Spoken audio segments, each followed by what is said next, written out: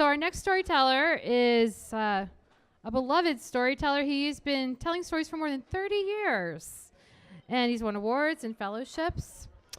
He also works at a group home for people with psychiatric disabilities. And his most memorable New Year's was 26 years ago when his daughter Alice was born. Isn't that sweet? So let's give a hand for Peter Burns, who I need to adjust the microphone quite a bit for.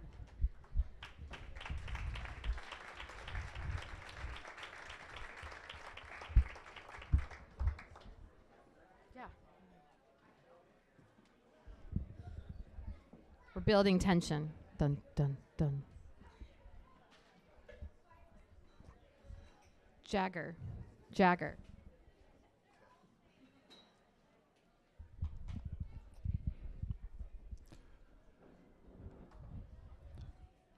I love to read, especially in the winter. All I need on a cold night is a good book and a hot cup of coffee. I like to read lots of different things, but I'm most interested in the great books. In 1995, I decided I wanted to get paid for reading the classics.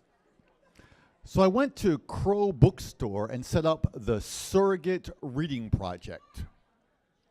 Participants paid me $20, and in return, I read a classic for them.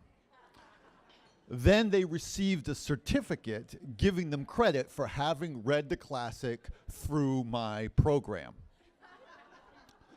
My first customer was local writer Tim Brooks, and he had me read Ralph Waldo Emerson's complete essays. Now, Emerson is a transcendentalist. He was a friend of Henry David Thoreau, who wrote Walden, as I'm sure many of you know. So through the winter, the complete essays were my evening reading. At 900 pages, he was getting his money's worth. At about the same time, I was hired to lead a Mother Goose program up in Albany, Vermont. Now, Mother Goose programs encourage parents to read to their children, recite nursery rhymes, sing songs, that kind of thing. When I arrived, I saw one of the participants. She lived on a farm with her husband and her 2 children. And as soon as I saw her, I knew, without a doubt, that she was the love of my life. I knew that she had been made for me and I had been made for her. There was no doubt about it. Of course, I was kind of flustered to hide my confusion. I launched right into the program with Winnie the Pooh's Snow Chant. I'll teach it to you now, so you can be right there with me. You may need to put your drinks down because there are hand movements. I don't usually have to say that, but in this case, we'll do it. I'll say the first rhyme and do the movements, and then you repeat after me. All right? Say all right. Thank you. The more it snows, tiddly-pum. Try it. The more it snows, tiddly-pum. The more it goes, tiddly-pum. So just watch me and then repeat. I know, with adults, it's so hard. You give them, yeah, all right. So I'll say the line, you watch me, and then repeat it. Yeah, all right, here we go. We can do this, I know.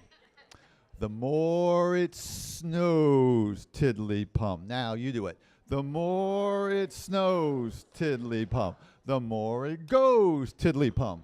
The more it goes, tiddly-pum. The more it goes, tiddly-pum. Try it. The more it goes, tiddly-pum. On snowing. You can do that. On snowing. And nobody knows, tiddly-pum. Try that. And nobody knows, tiddly-pum. How cold my toes, tiddly-pum. How cold my toes, tiddly-pum, are growing. Very nice. When I left that program, there was a storm in my heart.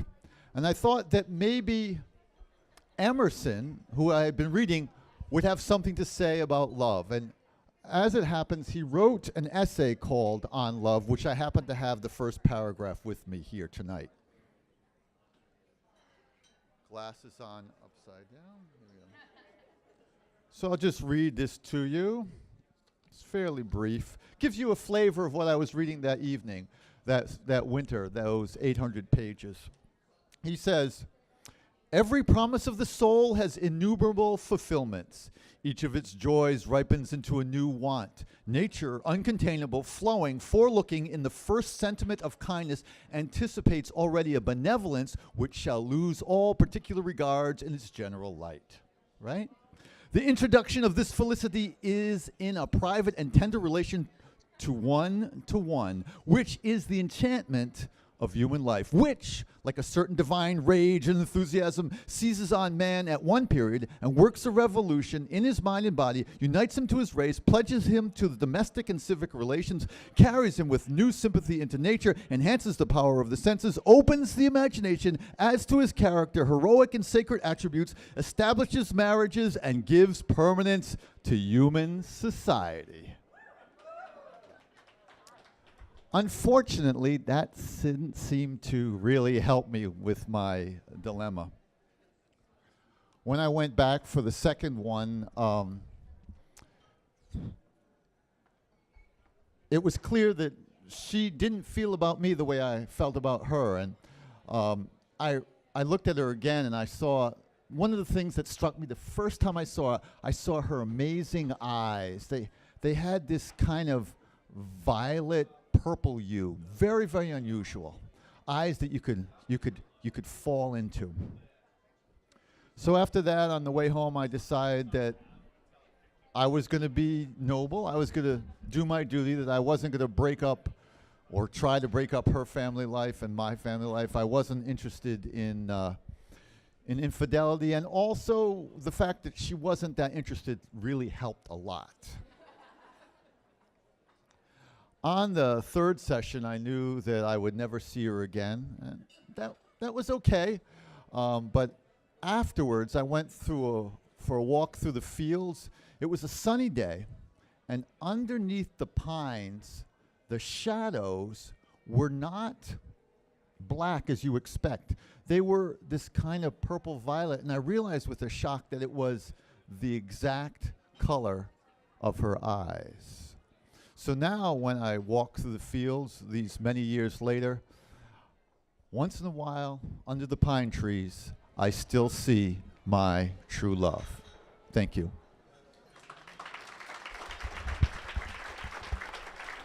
I still read the classics for money. You get a certificate suitable for framing. Also, I give you a kind of summary of the book so you can talk about it as if you yourself have read it. If you want, I'll be around afterwards. Give me your email address and I'll give you a list of the classics that are still available. Thank you.